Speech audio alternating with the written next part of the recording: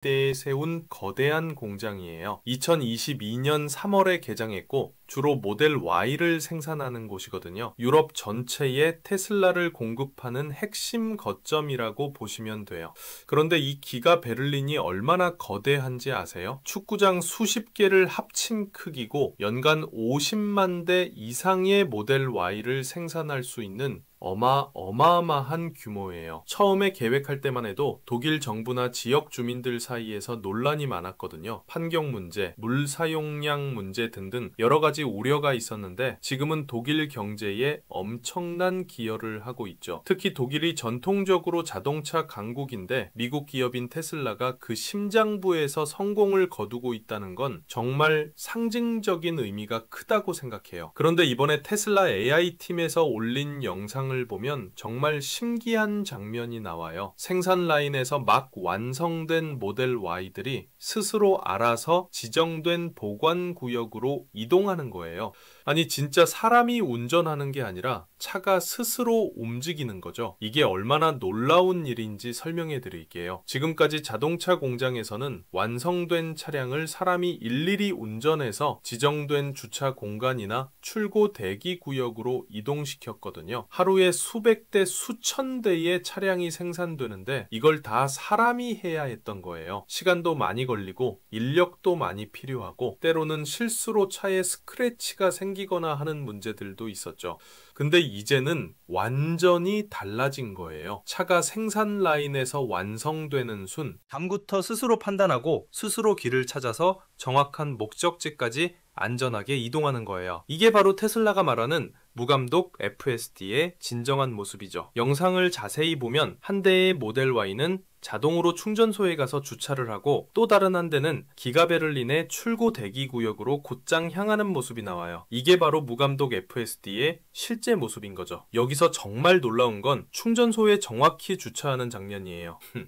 여러분도 전기차 충전할 때 경험해 보셨겠지만 충전 포트와 케이블이 정확히 연결될 수 있도록 센티미터 단위로 정밀하게 주차해야 하거든요. 조금이라도 각도가 틀리거나 거리가 맞지 않으면 충전이 안 되는 경우가 많아요. 사람이 해도 가끔 실수하는 일인데 차가 스스로 이걸 완벽하게 해낸다는 건 정말 대단한 기술이죠. 그런데 여기서 정말 중요한 인물이 등장해요. 바로 언드레 티릭이라는 분인데 이분이 기가베를린 공장의 매니저예요. 이분이 이 영상에 대해서 정말 흥미로운 코멘트를 남겼거든요. 안드레 티에릭은 이렇게 말했어요. 우리가 만드는 모든 테슬라는 자율주행 능력을 가지고 있고 우리는 이 기능을 출고 작업에 100% 활용하고 있습니다. 라이트 터널에서 시작해서 차가 출고 대기장에 도착할 때까지 모든 과정에서요. 정말 인상적입니다. 이 발언이 왜 중요한지 설명해 드릴게요. 첫 번째로 우리가 만드는 모든 테슬라가 자율주행 능력을 가지고 있다는 부분이에요. 이게 테슬라의 철학을 완벽하게 보여주는 말이거든요. 다른 자동차 회사들은 보통 자율주행 기능을 고급형 모델에만 넣거나 선택 사양으로 제공하잖아요. 근데 테슬라는 모든 차량에 기본적으로 자율주행 하드웨어를 탑재해요. 물론 소프트웨어는 별도로 구매해야 하지만 하드웨어 자체는 모든 차에 들어가 있는 거죠. 이게 테슬라가 소프트웨어 회사라고 불리는 이유기도 해요. 전통적인 자동차 회사들은 하드웨어 중심으로 생각하는데 테슬라는 소프트웨어로 모든 걸 해결하려고 하거든요. 그래서 나중에 소프트웨어 업데이트만으로도 차의 성능이나 기능이 향상될 수 있는 거예요. 그리고 여기서 라이트 터널이라고 하는 건 테슬라 공장 내부에서 차량이 최종 검수를 받는 구간을 말하는 거예요. 밝은 조명 아래에서 차량의 외관이나 품질을 체크하는 곳이거든요. 이곳에서는 페인트 상태, 조립 품질, 각종 부품들이 제대로 장착되었는지 등을 꼼꼼히 확인해요. 자동차 제조에서 정말 중요한 단계 중 하나죠. 그런데 바로 그 지점부터 차가 스스로 움직여서 출고 대기장까지 간다는 얘기예요. 이게 얼마나 혁신적인지 아시겠죠? 품질 검사가 끝나는 순간부터 고객에게 인도되기 직전까지의 모든 과정이 완전 자동화된 거예요. 그런데 언드레 티어릭의 말이 여기서 끝이 아니에요. 이분이 또 이런 말을 했거든요. 공장 밖 유럽 도로에서도 이걸 보게 될 날을 정말 기다릴 수가 없습니다. 와, 이 말이 얼마나 의미심장한지 아시겠어요?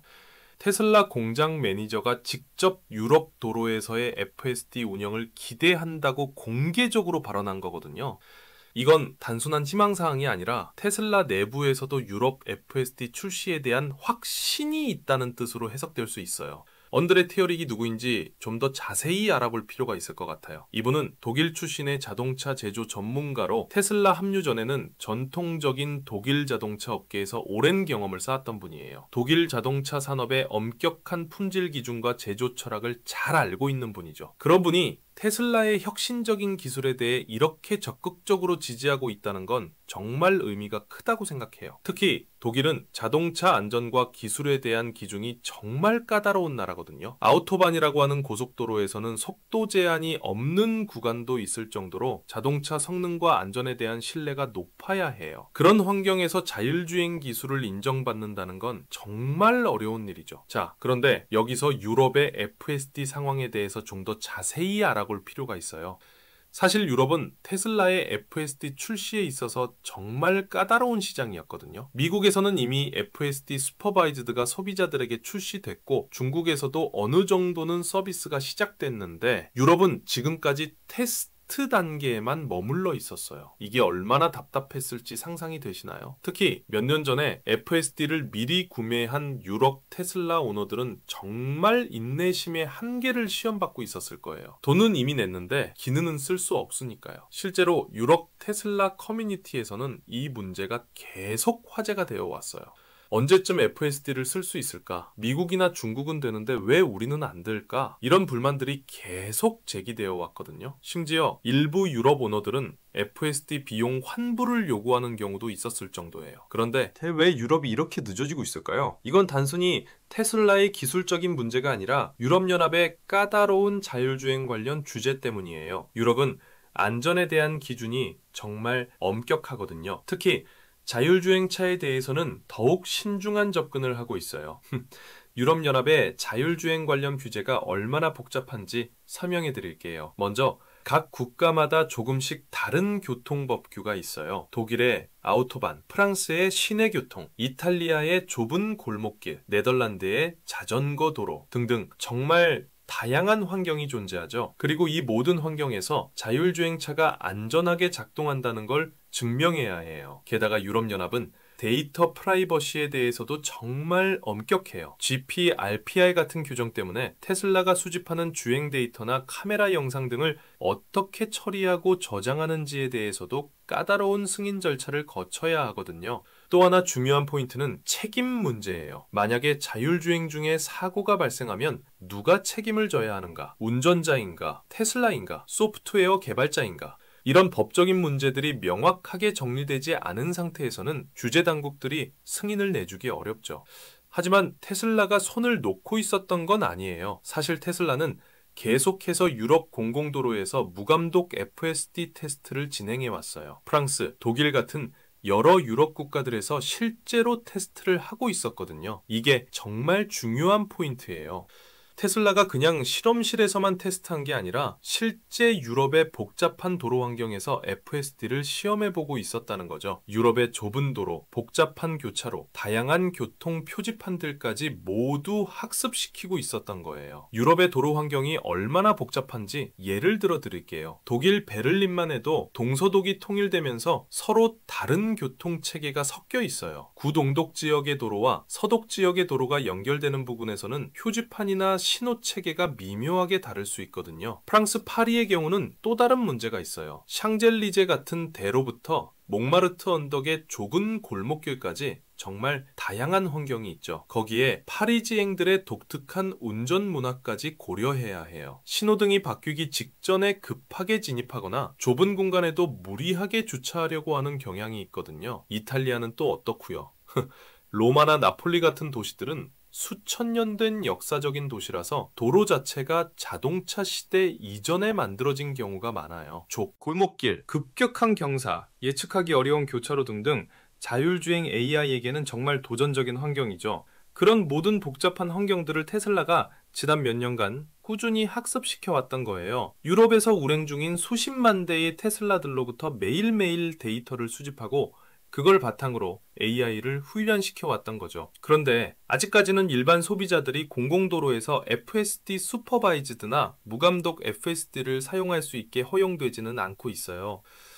아직 기다림의 연속인 상황이죠. 하지만 이번 기가 베를린에서의 무감독 FSD 도입은 정말 중요한 의미를 가져요. 왜냐하면 이게 유럽에서 테슬라가 무감독 FSD를 공식적으로 사용하기 시작한 첫 번째 사례이기 때문이에요. 비록 공장 내부라는 제한된 환경이긴 하지만 이건 테슬라가 유럽의 규제 당국들과 어느 정도 협의를 마쳤다는 신호로 볼 수 있어요. 공장 내부라고 해도 실제로 차량이 움직이는 공간이고 안전기준을 만족해야 허가가 나는 거거든요. 독일의 안전기준이 얼마나 까다로운지 아세요? 특히 공장 내에서는 작업자들의 안전이 최우선이에요. 그래서 자동화된 시스템이나 무인 차량이 움직일 때는 정말 엄격한 안전 프로토콜을 따라야 해요. 센서로 주변을 계속 감시하고 사람이 감지되면 즉시 정지하고 비상 상황에 대비한 여러 단계의 안전장치가 있어야 하죠. 그런 까다로운 기준을 통과했다는 건 테슬라의 무감독 FSD 기술이 정말 신뢰할 만한 수준에 도달했다는 뜻이에요. 독일 당국이 이를 승인했다는 것 자체가 기술력을 인정받은 거라고 볼 수 있죠. 그리고 생각해보세요. 테슬라가 왜 굳이 이 영상을 공개했을까요? 단순히 자랑하려고? 아니에요. 이건 유럽 규제 당국들과 소비자들에게 보내는 강력한 메시지예요. 우리의 무감독 FSD 기술이 이미 유럽에서도 안전하게 작동하고 있다는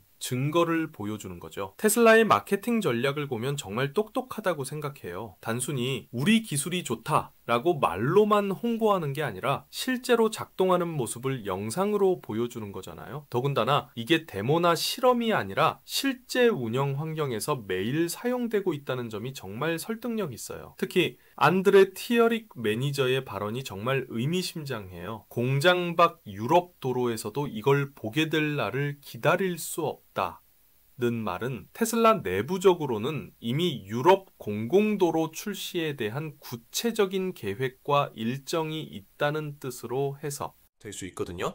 아마 테슬라는 이런 단계적 접근을 하고 있는 것 같아요. 먼저 제한된 환경인 공장 내부에서 성공적으로 운영하는 모습을 보여주고 그 다음에는 규제 당국들과 협의해서 점점 더 넓은 범위로 확장해 나가는 거죠. 이런 접근법을 점진적 롤아웃 전략이라고 하는데요. 테슬라가 미국에서도 사용했던 방법이에요. 처음에는 베타 테스터들에게만 FSD를 제공하고 그 다음에는 안전 점수가 높은 운전자들에게 그리고 최종적으로는 모든 사람들에게 확대하는 식으로 진행했거든요. 사실 이런 접근법이 유럽 같은 까다로운 시장에서는 정말 현명한 전략이에요. 처음부터 모든 걸 다 풀어달라고 하면 규제 당국들이 부담스러워할 수 있거든요. 하지만 이렇게 단계별로 안전성을 충분히 입증하면서 접근하면 훨씬 수용하기 쉬워지죠. 그리고 독일에서 시작한다는 것도 전략적으로 의미가 있어요. 독일은 유럽연합에서 가장 영향력 있는 나라 중 하나이고 특히 자동차 산업에서는 절대적인 권위를 가지고 있거든요. 독일이 테슬라의 자율주행 기술을 인정하면 다른 유럽 국가들도 따라올 가능성이 높아져요. 그리고 여러분, 이 소식이 다른 자율주행 업계에 미칠 파급 효과도 생각해 봐야 해요. 테슬라가 유럽에서 무감독 FSD를 시작했다는 건 다른 자율주행 기업들에게도 큰 자극이 될 거예요. 웨이모 크루즈, 아우디,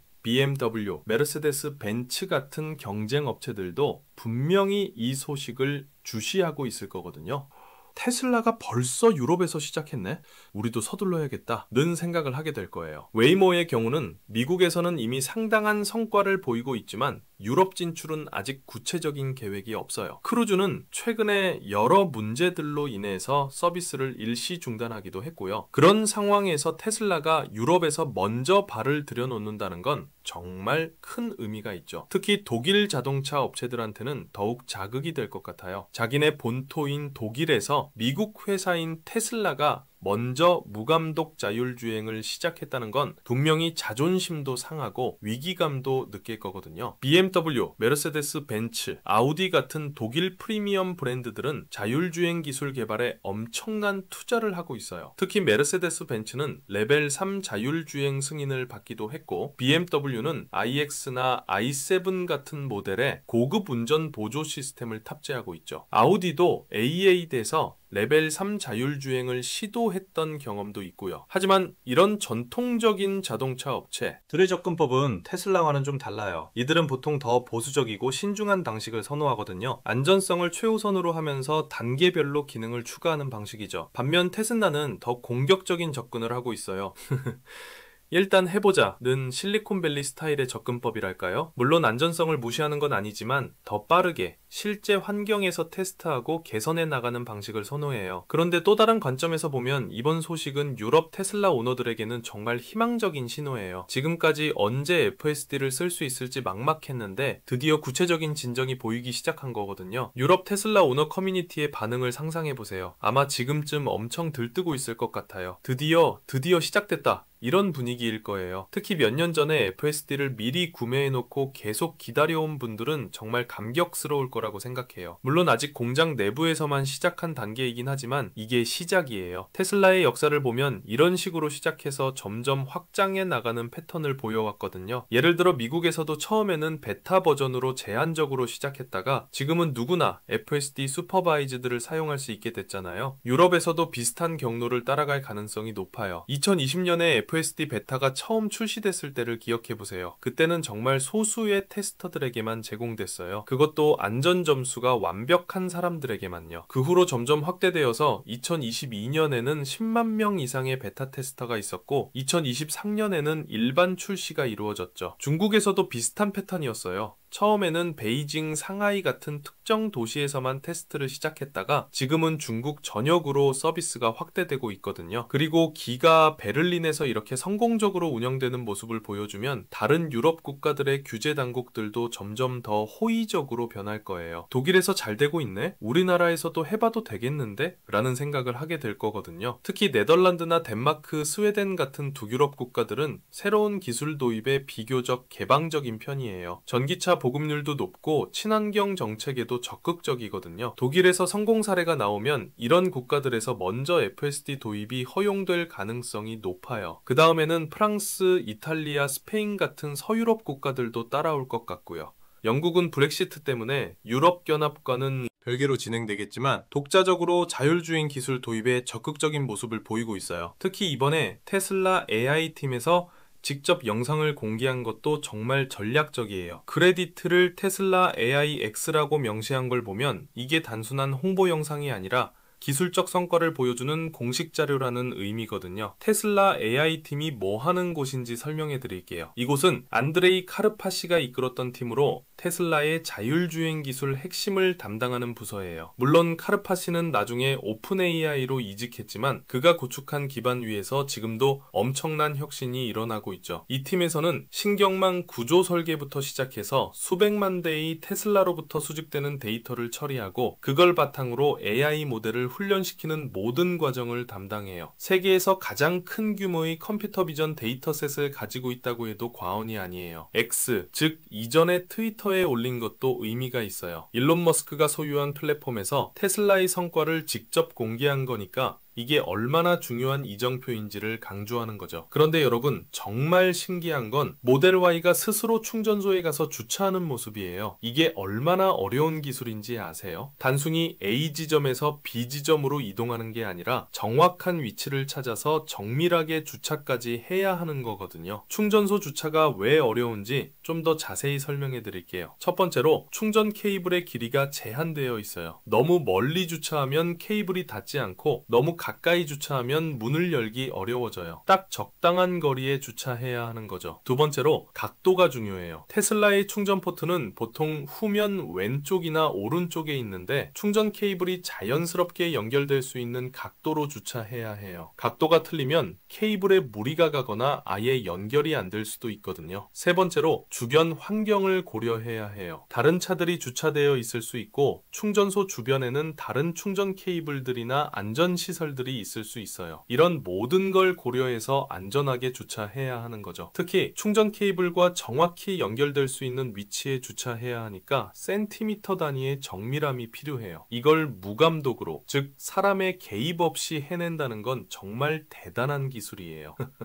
저도 테슬라 충전할 때 가끔 한 번에 정확하게 주차 못할 때가 있거든요. 특히 슈퍼차저 스테이. 시원해서 다른 차들 사이에 끼워 넣기 식으로 주차해야 할 때는 몇 번 시도해야 할 때도 있어요. 그런데 차가 스스로 이걸 완벽하게 해낸다니 정말 놀라워요. 그리고 출고 대기 구역으로 향하는 차량들도 마찬가지예요. 공장에서 나와서 정해진 구역까지 가는 길에는 다른 차량들도 있을 수 있고 작업자들도 있을 수 있거든요. 이런 복합적인 환경에서 안전하게 목적지까지 도착하는 건 정말 고도의 AI 기술이 필요한 일이에요. 기가베를린 공장 내부가 얼마나 복잡한 환경인지 설명해 드릴게요. 하루 24시간 동안 수천 명의 직원들이 교대로 근무하고 있어요. 생산 라인 작업자들, 품질 관리 직원들, 물류 담당자들, 유지보수팀 등등 정말 많은 사람들이 끊임없이 움직이고 있죠. 거기에 지게차 운반 로봇, 부품 운송 차량들까지 더하면 정말 복잡한 교통 환경이 만들어져요. 그런 환경에서 갓 생산된 모델 Y가 스스로 길을 찾아서 안전하게 목적지까지 가는 건 정말 쉬운 일이 아니에요. 특히 안전이 가장 중요한 부분이죠. 공장 내에서 사고가 발생하면 생산 중단은 물론이고 직원들의 안전에도 위험이 될 수 있어요. 그래서 독일의 산업 안전 기준은 정말 까다로워요. 모든 자동화 시스템은 여러 단계의 안전장치를 갖춰야 하고 비상 상황에 대비한 프로토콜도 완벽해야 하죠. 그런 까다로운 기준을 모두 통과하고 실제 운영에 투입됐다는 건 테슬라의 무감독 FSD 기술이 정말 신뢰할 만한 수준에 도달했다는 증거예요. 사실 이런 공장 내 자율주행이 성공하면 이건 단순히 테슬라만의 성과가 아니에요. 전체 제조업계에 혁신을 가져올 수 있는 기술이거든요. 생각해보세요. 완성된 차량들이 스스로 움직여서 적절한 위치에 가서 주차하고 필요하면 충전까지 한다면 공장 운영 효율성이 얼마나 올라갈까요? 사람이 일일이 차를 옮겨 주차할 필요가 없어지니까 인력을 다른 더 중요한 업무에 투입할 수 있게 되죠. 특히 기가베를린 같은 대규모 공장에서는 하루에 수천 대의 차량이 생산되거든요. 2022년 개장 이후 지금까지 생산 규모가 계속 늘어나고 있어서 현재는 주 7일 24시간 풀가동 체제로 운영되고 있어요. 이 모든 차량을 사람이 일일이 운전해서 적절한 위치에 배치한다고 생각해보세요. 얼마나 많은 시간과 인력이 필요할까요? 보통 자동차 공장에서는 런너라고 불리는 직원들이 있어요. 이들의 주요 업무가 바로 완성된 차량들을 생산 라인에서 출고 대기 구역이나 검사 구역으로 이동시키는 일이에요. 숙련된 런너들은 하루에 수십 대의 차량을 옮기기도 하죠. 하지만 이 과정에서 여러 문제들이 발생할 수 있어요. 사람이 하는 일이다 보니까 실수가 있을 수 있고 특히 새 차에 스크래치나 손상이 발생하는 경우도 있어요. 또한 런너들이 각 차종의 특성을 모두 완벽하게 알기는 어렵죠. 모델 Y, 모델 3, 사이버트럭 등 각각 다른 특성을 가진 차량들을 모두 완벽하게 다루기는 쉽지 않아요. 하지만 무감독 FSD를 사용하면 이 모든 과정이 자동화돼요. 차량이 생산 라인에서 완성되는 순간부터 스스로 움직여서 정해진 위치로 가는 거니까 효율성은 물론이고 안전성도 크게 향상될 거예요.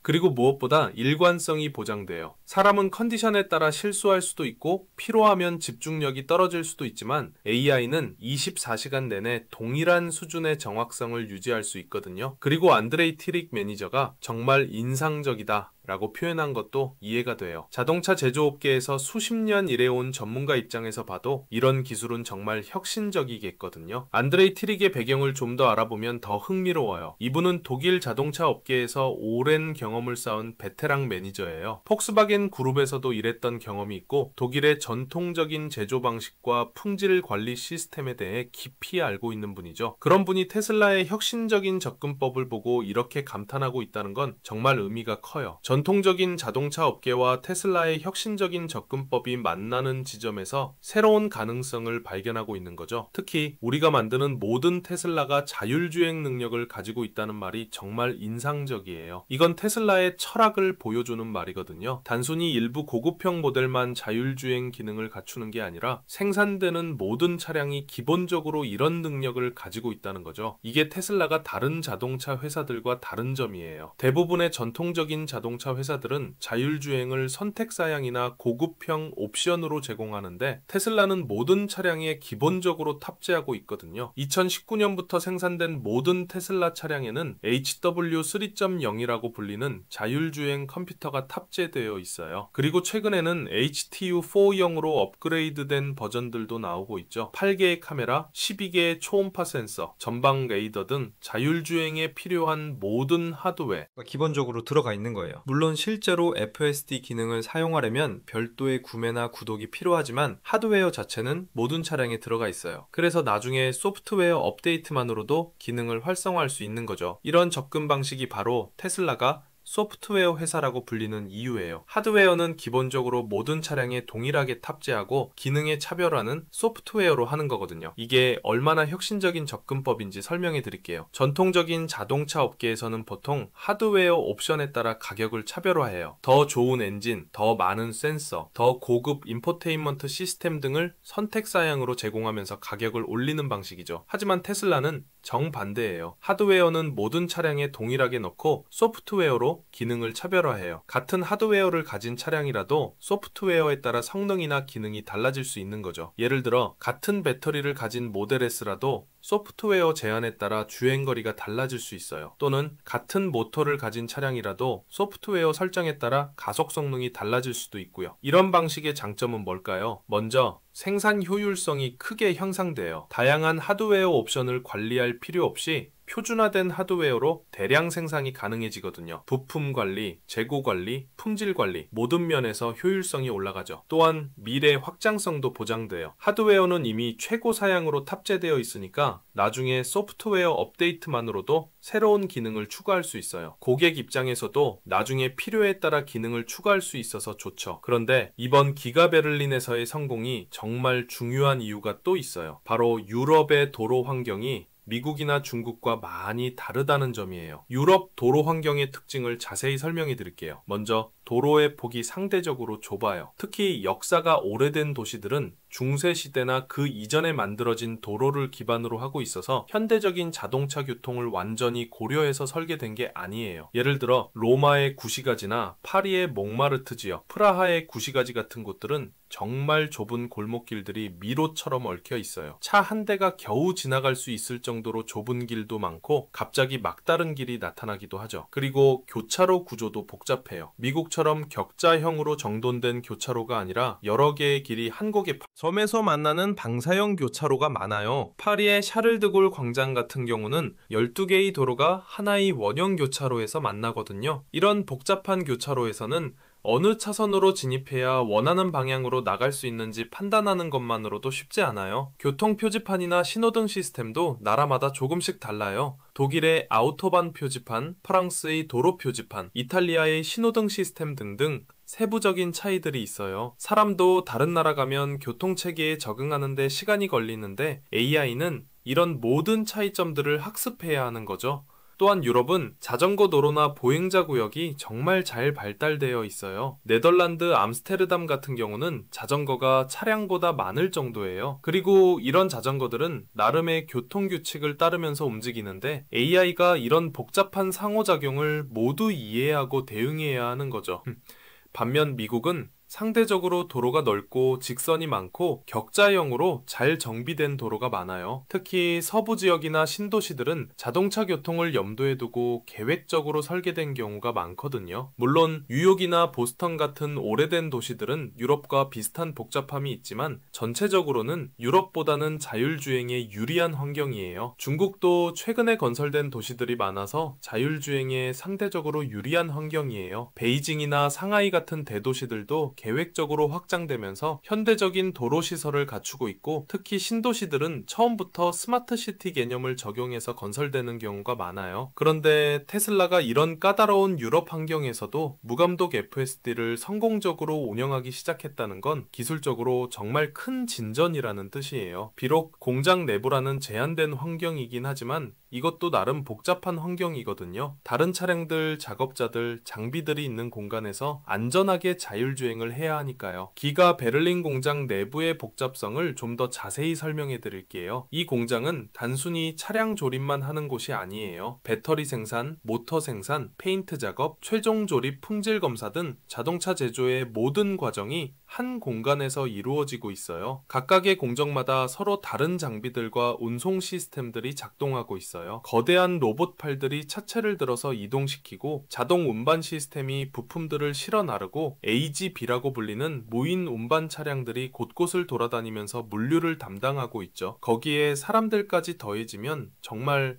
복잡한 교통 환경이 만들어져요. 교대 시간에는 수천 명의 직원들이 동시에 이동하기도 하고 긴급 상황이 발생하면 안전 요원들이 빠르게 현장으로 이동해야 하기도 해요. 이런 환경에서 갓 생산된 모델 Y가 스스로 판단해서 안전하게 목적지까지 이동한다는 건 정말 대단한 일이에요. 주변 상황을 실시간으로 인식하고 다른 차량이나 사람들과의 충돌을 피하면서 정확한 경로를 따라 목적지까지 가야 하는 거니까요. 그리고 무엇보다 중요한 건 이게 실제 운영 환경이라는 점이에요. 테스트나 데모가 아니라 실제로 생산 작업의 일부로 무감독 FSD를 사용하고 있다는 거거든요. 매일 수백 대, 수천 대의 차량이 이 시스템을 통해 이동하고 있는 거예요. 이런 대규모 실제 운영 경험은 정말 소중한 데이터가 될 거예요. 여기서 쌓인 노하우와 경험이 나중에 유럽 공공도로 출시에도 큰 도움이 될 거거든요. 실제 운영과 테스트 환경의 차이는 정말 크거든요. 테스트 환경에서는 모든 변수를 통제할 수 있지만 실제 운영 환경에서는 예상치 못한 상황들이 계속 발생해요. 갑자기 작업자가 지나간다든지 다른 장비가 고장나서 경로가 막힌다든지 비상 상황으로 인해 일시적으로 특정 구역 출입이 제한된다든지 하는 상황들 말이에요. 그런 모든 예상치 못한 상황들에 AI가 어떻게 대응하는지, 어떤 부분에서 실수나 오류가 발생하는지, 어떻게 개선할 수 있는지에 대한 실제 데이터를 수집할 수 있는 거죠. 이런 데이터는 아무리 정교한 시뮬레이션으로도 완전히 대체할 수 없는 귀중한 자산이에요. 그런데 여러분, 한 가지 더 흥미로운 점이 있어요. 테슬라가 왜 하필 독일에서 이런 시도를 시작했을까요? 독일은 유럽에서 자동차 산업의 중심지예요. BMW, 메르세데스 벤츠, 아우디, 폭스바겐 같은 글로벌 자동차 브랜드들의 본고장이거든요. 그리고 독일은 자동차 기술과 안전에 대한 기준이 정말 까다로워요. 독일 자동차 산업의 역사를 생각해보면 더 의미가 있어요. 칼 벤츠가 1886년에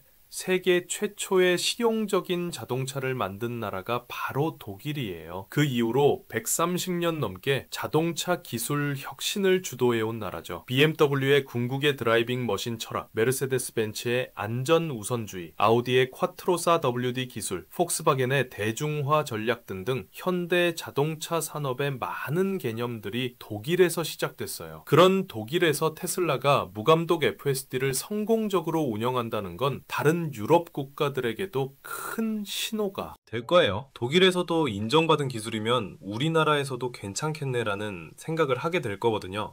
독일의 기술 승인 과정이 얼마나 까다로운지 아세요? TÜV라고 하는 독일의 기술 검사 기관은 세계에서 가장 엄격한 안전 기준으로 유명해요. 자동차뿐만 아니라 모든 기계나 시설에 대해 정말 세밀한 검사를 진행하거든요. 특히 자율주행 같은 새로운 기술에 대해서는 더욱 신중하게 접근해요. 수많은 시나리오 테스트, 안전성 평가, 위험 분석 등을 거쳐야 하고 모든 과정이 투명하게 문서화되어야 해요. 그런 과정을 통과했다는 것 자체가 기술력을 인정받은 거라고 볼 수 있죠. 또한 독일은 유럽연합에서 경제적으로나 정치적으로나 영향력이 큰 나라예요. 독일이 테슬라의 자율주행 기술을 받아들이면 다른 유럽 국가들도 따라올 가능성이 높아져요. 유럽연합의 의사결정 과정을 보면 독일과 프랑스의 입장이 정말 중요해요. 이 두 나라가 합의하면 다른 회원국들도 대부분 따라오는 경우가 많거든요. 특히 기술이나 산업 정책에 관해서는 독일의 목소리가 특히 큰 영향력을 가져요. 그리고 기가 베를린이라는 거대한 공장에서 이런 혁신을 보여준다는 것도 상징적인 의미가 있어요. 독일 자동차 산업의 심장부에서 미국 기업인 테슬라가 새로운 기술을 선보이는 거니까 이게 업계 전체에 미치는 파급 효과는 정말 클 거예요. 실제로 독일 자동차 업체들의 반응도 주목할 만해요. 공식적으로는 축하 메시지나 긍정적인 반응을 보이고 있지만 내부적으로는 상당한 위기감을 느끼고 있을 것 같아요. 자기네 터전에서 경쟁사가 먼저 혁신을 이뤄낸 거니까요. 사실 독일 자동차 업체들도 자율주행 기술 개발에 엄청난 투자를 하고 있거든요. 하지만 아직까지는 테슬라만큼 공격적으로 실제 적용하지는 못하고 있어요. 안전성과 규제 준수에 더 신중한 접근을 하고 있거든요. BMW의 경우 아이드라이브나 드라이빙 어시스턴트 프로페셔널 같은 기술들을 개발했지만 아직 완전 자율주행 단계까지는 이르지 못했어요. 메르세데스 벤츠는 드라이브 파일럿이라는 레벨 3 자율주행 기술을 일부 모델에 적용했지만 여전히 제한적인 상황에서만 작동해요. 아우디도 한때 A8에 트래픽 잼 파일럿이라는 자율주행 기능을 탑재하려고 했지만 법적 문제와 기술적 한계로 인해 결국 포기했죠. 폭스바겐 그룹은 자회사인 아르고 AI를 통해 자율주행 기술을 개발했지만 최근에 이 프로젝트도 중단했어요. 그런데 테슬라가 이렇게 실제 운영에서 성과를 보여주면 독일 업체들도 더 적극적으로 나선 수밖에 없을 거예요. 경쟁에서 뒤처질 수는 없으니까요.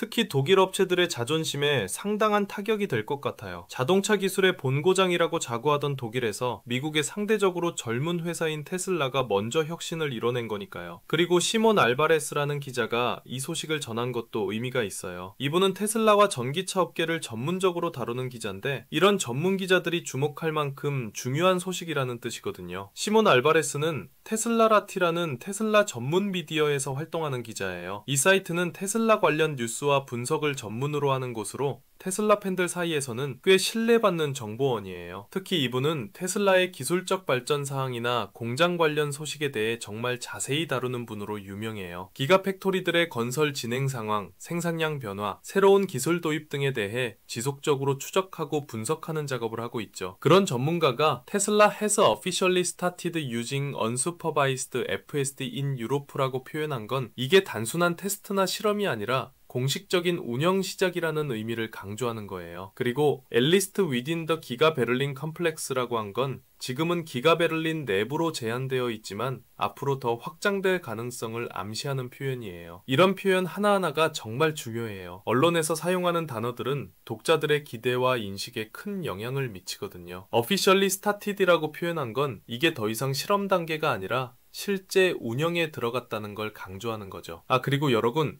이 영상에서 정말 인상적인 부분이 또 있어요. 라이트 터널에서 시작해서 출고 대기장까지라고 했는데 이게 얼마나 먼 거리인지 아세요? 기가 베를린은 정말 거대한 공장이에요. 전체 부지 면적이 약 300헥타르, 그러니까 축구장 400개 이상을 합친 크기거든요. 그런 넓은 공간에서 차량이 스스로 길을 찾아서 정확한 목적지까지 가는 건 정말 정교한 내비게이션과 장애물 인식 기술이 필요해요. 라이트 터널이라는 곳은 생산 라인의 마지막 단계 중 하나예요. 여기서는 완성된 차량에 밝은 조명을 비춰서 페인트 상태나 외관 품질을 최종적으로 검사해요. 아주 작은 스크래치나 얼룩도 놓치지 않고 찾아내는 정말 중요한 과정이죠. 그런데 이 라이트 터널에서 출고 대기장까지의 거리가 상당해요. 공장 건물 내부를 가로지르고 때로는 건물 밖으로 나가서 다른 구역까지 이동해야 하는 경우도 있어요. 그 과정에서 여러 갈래길이 있고 다른 차량들이나 장비들과 마주칠 수도 있고 작업자들이 지나다닐 수도 있죠. 특히 공장 내부에는 다른 차량들, 지게차, 작업자들이 계속 움직이고 있거든요. 이런 동적인 환경에서 안전하게 자율주행을 한다는 건 정말 대단한 기술이에요. 지게차 같은 경우는 특히 주의해야 할 대상이에요. 크기도 크고 무거운 화물을 싣고 있을 수 있고 운전자의 시야가 제한적일 수 있거든요. 그래서 지게차와 일반 차량이 같은 공간에서 움직일 때는 정말 세심한 주의가 필요해요. 또한 작업자들의 움직임도 예측하기 어려운 부분이에요. 생산 라인에서 일하는 사람들은 정해진 경로를 따라 움직이지만 유지보수 작업자나 품질 관리 직원들은 상황에 따라 예상치 못한 곳으로 이동할 수 있어요. 그런 모든 복잡한 상황들을 AI가 실시간으로 인식하고 판단해서 안전하게 목적지까지 도달한다는 건 정말 놀라운 일이에요. 그리고 충전소에 정확히 주차하는 것도 마찬가지예요. 충전 포트와 케이블이 정확히 연결될 수 있는 각도와 위치에 주차해야 하는데 이게 센티미터 단위의 정밀함을 요구하거든요. 테슬라의 충전 포트 위치를 생각해보세요. 모델 Y의 경우 후면 왼쪽에 충전 포트가 있어요. 충전소에 주차할 때는 이 포트가 충전기와 정확히 맞아떨어지는 위치에 세워야 해요. 너무 앞으로 가면 케이블이 짧아서 안 닿고 너무 뒤로 가면 문을 열기 어려워져요. 또한 좌우 위치도 정확해야 해요. 충전 케이블이 자연스럽게 연결될 수 있도록 적당한 각도로 주차해야 하거든요. 각도가 너무 틀어지면 케이블에 무리가 가거나 연결이 제대로 안 될 수 있어요.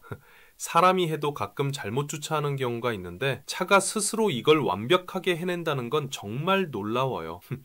저도 테슬라 충전할 때 경험이 있는데 처음에는 정확한 위치에 주차하는 게 쉽지 않더라고요. 특히 슈퍼차저 스테이션에서 양옆에 다른 차들이 주차되어 있을 때는 더욱 어려워요. 공간이 제한적이니까 정밀하게 위치를 맞춰야 하거든요. 근데 AI는 이런 모든 계산을 순식간에 해내는 거죠. 차량의 크기, 충전 포트의 위치, 충전기의 위치, 주변 장애물의 위치 등을 모두 고려해서 최적의 주차 위치를 계산하고 실행하는 거예요. 그런데 이런 성공이 가능한 이유가 뭘까요? 바로 테슬라의 데이터 축적과 AI 학습 능력 때문이에요. 테슬라는 전 세계에서 운행 중인 수백만 대의 테슬라 차량들로부터 매일 엄청난 양의 주행 데이터를 수집하고 있어요. 이 데이터들이 AI 시스템을 학습시키는 데 사용되고 있거든요. 테슬라의 데이터 수집 규모가 얼마나 방대한지 설명해 드릴게요. 현재 전 세계에는 약 600만 대 이상의 테슬라가 운행되고 있어요. 이 차량들 각각에는 8개의 카메라가 달려 있고 이 카메라들이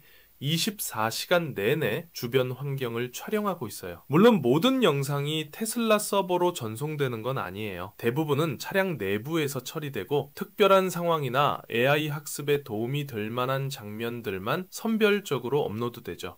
하지만 그렇게 선별된 데이터만 해도 하루에 페타바이트 단위의 엄청난 양이에요. 이 데이터들을 통해 테슬라 AI는 정말 다양한 상황들을 학습할 수 있어요. 비 오는 날의 주행, 눈 내리는 날의 주행, 야간 주행, 터널 주행, 공사 구간 주행 등등 실제 도로에서 일어날 수 있는 모든 상황들을 경험할 수 있는 거죠. 특히 유럽에서 운행 중인 테슬라들로부터 수집된 데이터들이 이번 기가 베를린에서의 성공에 큰 역할을 했을 거예요. 유럽의 도로 환경, 교통 패턴, 운전 문화 등을 AI가 학습할 수 있었던 거죠. 유럽 각국의 운전 문화 차이도 정말 흥미로워요. 독일 운전자들은 일반적으로 규칙을 잘 지키고 질서정연한 편이에요. 아우토반에서는 속도 제한이 없는 구간도 있지만 그럼에도 불구하고 차선 준수나 추월 매너 같은 건 정말 철저해요. 반면 이탈리아나 프랑스 운전자들은 좀 더 자유분방한 스타일이에요. 신호등이 바뀌기 직전에 급하게 통과하거나 좁은 공간에도 과감하게 주차하려고 시도하는 경우가 많죠. 영국은 또 좌측 통행이라서 완전히 다른 패턴을 보여요. 이런 모든 다양한 패턴들을 AI가 학습해야 하는 거예요. 단순히 교통 덕규만 아는 게 아니라 각 지역의 실제 운전 문화와 관습까지 이해해야 안전하고 자연스러운 자율주행이 가능하죠. 그리고 테슬라의 신경망 기술도 정말 발전했어요. 단순히 미리 프로그램된 경로를 따라가는 게 아니라 실시간으로 상황을 판단하고 최적의 경로를 선택하는 거거든요. 예를 들어 다른 차량이 길을 막고 있으면 우회 경로를 찾는다든지 작업자가 지나가고 있으면 잠시 기다린다든지 이런 유연한 판단이 가능해진 거예요. 이런 기술을 엔드투엔드 신경망이라고 부르는데요. 입력부터 출력까지 모든 과정을 하나의 신경망이 처리하는 방식이에요. 이전에는 물체 인식, 경로, 계획, 차량 제어 등을 각각 다른 시스템이 담당했는데 이제는 하나의 통합된 AI가 모든 걸 처리하는 거죠. 이런 방식의 장점은 전체적인 일관성과 효율성이 높아진다는 거예요. 각 단계별로 정보가 손실되거나 왜곡될 가능성이 줄어들고 전체적으로 더 스무스하고 인간과 비슷한 판단을 할 수 있게 되는 거죠. 하지만 이런 발전에도 불구하고 아직 해결해야 할 과제들이 있어요. 특히 예상치 못한 상황에 대한 대응이나 복잡한 윤리적 판단이 필요한 상황들에서는 여전히 인간의 개입이 필요할 수 있어요. 그럼에도 불구하고 이번 기가 베를린에서의 성공은 정말 의미가 커요. 제한된 환경이긴 하지만 실제 운영 환경에서 무감독 FSD가 성공적으로 작동하고 있다는 걸 보여준 첫 번째 유럽 사례거든요. 그리고 이게 앞으로 유럽 전역으로 확산될 가능성을 보여주는 중요한 이정표가 될 거라고 생각해요. 테슬라는 분명히 이 성공 사례를 바탕으로 유럽 규제 당국들과 더 적극적인 협의를 진행할 거예요. 아마 다음 단계는 기가 베를린 주변의 공공도로에서의 테스트 허가를 받는 게 아닐까 싶어요. 공장에서 성공했으니까 이제 실제 도로에서도 테스트해 볼 수 있게 해달라고 요청할 가능성이 높죠. 그리고